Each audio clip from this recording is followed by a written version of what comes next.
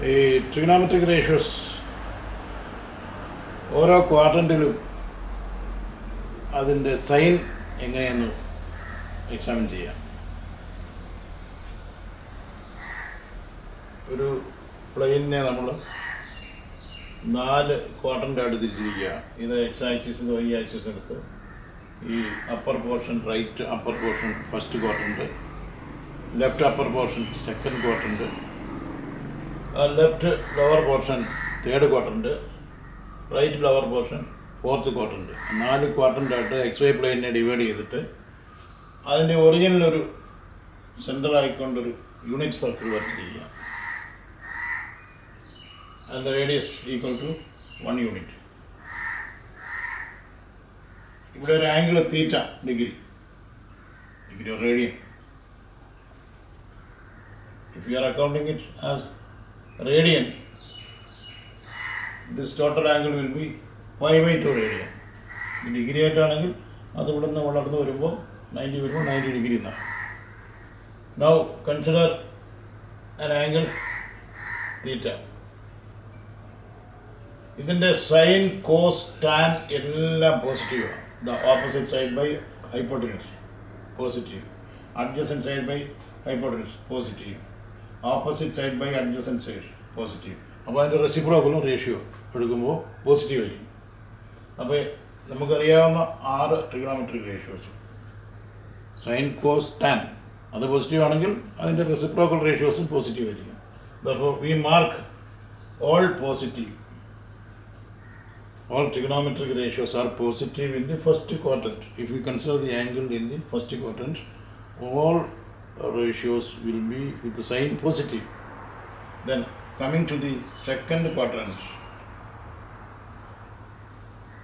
now the angle is so much. Now opposite side is positive, hypotenuse also positive, therefore sign is positive. Sign and its reciprocal cosecant both are positive. What happens to the ratio cosine? Cos ratio എടുത്താൽ adjacent side ഇത് ഇടത്തോട്ടാണ്. അപ്പോൾ ഈ സമീപവശം അതിൻ്റെ adjacent side എന്നത് നെഗറ്റീവായി പോകും. Therefore cosine will be negative. Thereby secant will be negative. And tan is sin by cos. Therefore tan will be negative. All ratios other than sin and its reciprocal will be negative. So we mark sin positive here. In the second quadrant, sin is positive. Thereby cosecant is also positive. Then coming to the third quadrant, now the angle is so much. Now if this is the angle theta, what about sine? Opposite side. Opposite side is negative. Third one. Upper sine will be negative. What about cosine?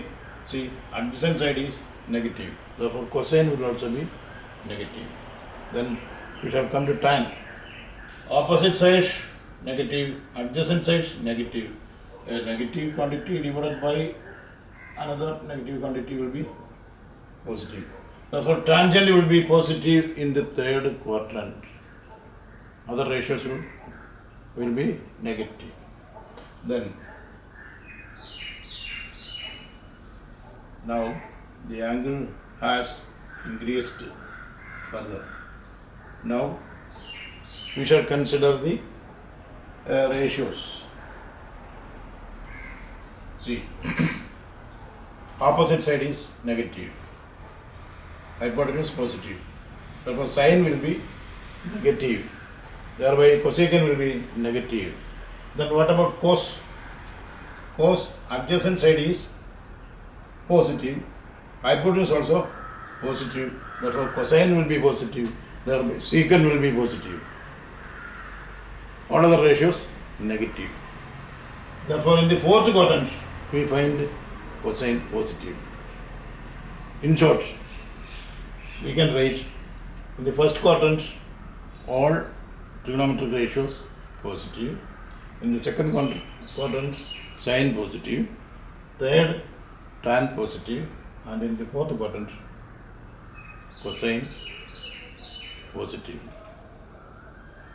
We can write ASTC positive.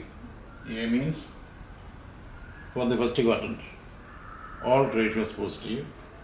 This is sine positive for the second quadrant, T positive, that is for the third quadrant, C cosine positive for the fourth quadrant.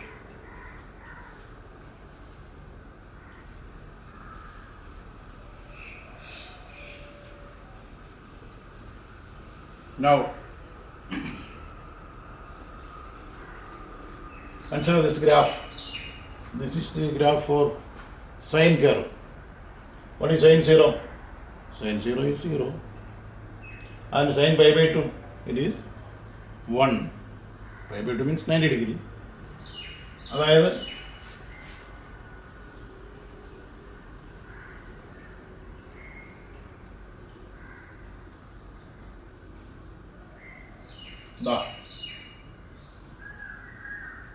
ഒരു ചെറിയ ആംഗിളാണ്. Sign 0 0. Opposite side ഇല്ല.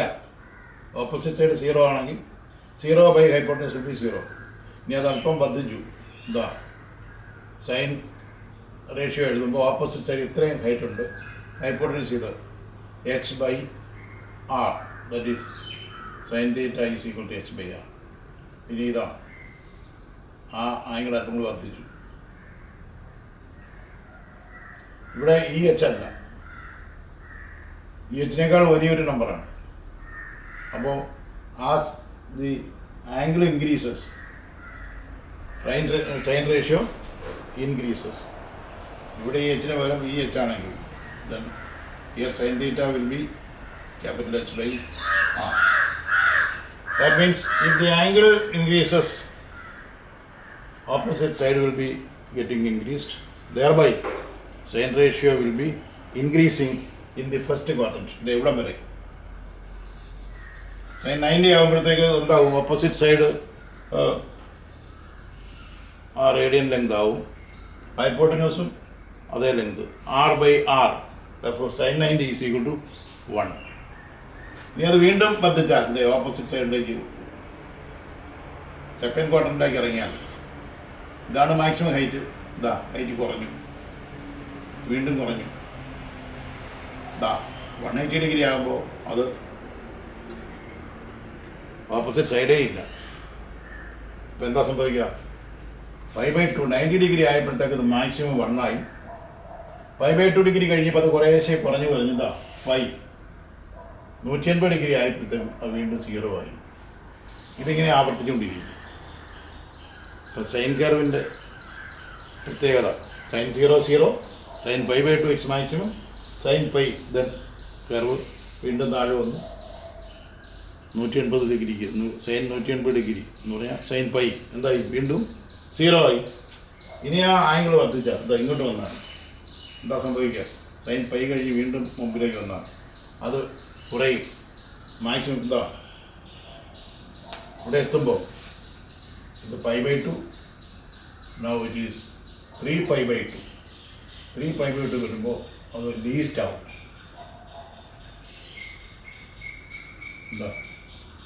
-1 എത്തും.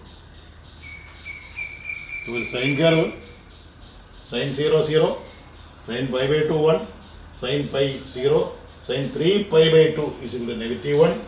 Then വീണ്ടും അത് increase ചെയ്താൽ 2π ആകുമ്പോൾ വീണ്ടും അത് 0-ലെത്തും. അപ്പോൾ 0 മുതൽ സൈൻ 0 മുതൽ വീണ്ടും ഒരു കംപ്ലീറ്റ് റൊട്ടേഷൻ വരുമ്പോൾ പഴയ അതേ ആ 0-ലെത്തും. ഇവിടെ ഈ ഗ്രാഫ് നോക്കിയാൽ അറിയാം. അതുകൊണ്ട് കംപ്ലീറ്റ് ചെയ്താൽ ഈ 3π/2 കഴിഞ്ഞ് അടുത്തത് 2π. I told you pi radian is equal to 180 degree. ഇതിപ്പോൾ 90 ഡിഗ്രി ആയി, 280 ഡിഗ്രി ആയി, 270 ഡിഗ്രി ആയി, 360 ഡിഗ്രിയിൽ എത്തുമ്പോൾ വീണ്ടും സൈൻ 0-യുടെ അതേ വാല്യൂവിലെത്തും. ഇതാണ് സൈൻ റേഷ്യോയുടെ വളർച്ച കാണിക്കുന്നത്, വളർച്ചയും തളർച്ചയും. ഇതാ ആദ്യത്തെ 90 ഡിഗ്രി വരെ അത് വാല്യൂ വർദ്ധിച്ചുകൊണ്ടിരിക്കും, പിന്നത്തെ 90 ഡിഗ്രിക്ക് അത് കുറഞ്ഞുകൊണ്ടിരിക്കും, പിന്നത്തെ 90 ഡിഗ്രിക്ക് വീണ്ടും കുറഞ്ഞുകൊണ്ടിരിക്കും. Least value -1. അതിനുശേഷം അത് വീണ്ടും വർദ്ധിക്കും. -1 നിന്ന് വർദ്ധിച്ച് 0-ലെത്തും. 2π റേഡിയനിലെത്തുമ്പോൾ എന്ന് പറയാൻ 360 ഡിഗ്രി ഒരു ഫുൾ റൊട്ടേഷനായി കഴിയുമ്പോൾ സൈനിൻ്റെ വാല്യൂ വീണ്ടും 0-ലെത്തിയിരിക്കും. നമുക്ക് നോക്കാം കൊസൈൻ എന്താ സംഭവിക്കും. ഇതാ കൊസൈൻ cos 0 ഇവിടെ adjacent side r, hypotenuse r/r is 1. Therefore cosine theta cos 0 is equal to 1. പിന്നെ ആംഗിൾ വർദ്ധിക്കുകയാണ്. ആംഗിൾ വർദ്ധിക്കുമ്പോൾ ഈ അഡ്ജസൻറ്റ് സൈഡ് കുറയുകയാണ് ചെയ്യുന്നത്. കണ്ടോ, ആദ്യത്തെ അഡ്ജസൻറ്റ് സൈഡ് ഇവിടുന്ന് ഇവിടം വരെ ഉണ്ടാകും, രണ്ടാമത്തെ അഡ്ജസൻറ്റ് സൈഡ് ഇങ്ങോട്ടായി. ഇനി വീണ്ടും 90 ഡിഗ്രിയോട് അടുത്ത് വരുമ്പോൾ അഡ്ജസൻറ്റ് സൈഡ് വീണ്ടും കുറയുകയാണ്. അതാണ് ഈ ഗ്രാഫിൽ cos 0 1 ആണ്. ആംഗിൾ വർദ്ധിക്കുന്നതനുസരിച്ച് എന്ത് സംഭവിക്കുന്നു? ആംഗിൾ വർദ്ധിക്കുന്നതനുസരിച്ച് അതിൻ്റെ കോസ്റ്റ് വാല്യൂ കുറഞ്ഞു വരുന്നു. 5/2 എത്തുമ്പോൾ cos 90 ഡിഗ്രി എത്തുമ്പോൾ ഇതാ ഈ ആംഗിൾ 90 ആണെങ്കിൽ എന്താ സംഭവിക്കുക? അഡ്ജസൻറ്റ് സൈഡേ ഇല്ല, 0. അഡ്ജസൻറ്റ് സൈഡ് 0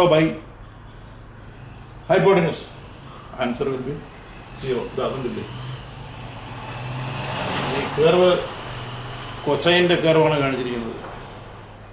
cos 0ക്ക് മാക്സിമം കിട്ടി, cos 5/2 ദാറ്റ് ഈസ് 90 ഡിഗ്രിക്ക് അത് 0 ആയിപ്പോയി. ഇനി ആംഗിൾ വീണ്ടും വർദ്ധിക്കുകയാണെങ്കിൽ എന്താ സംഭവിക്കുക?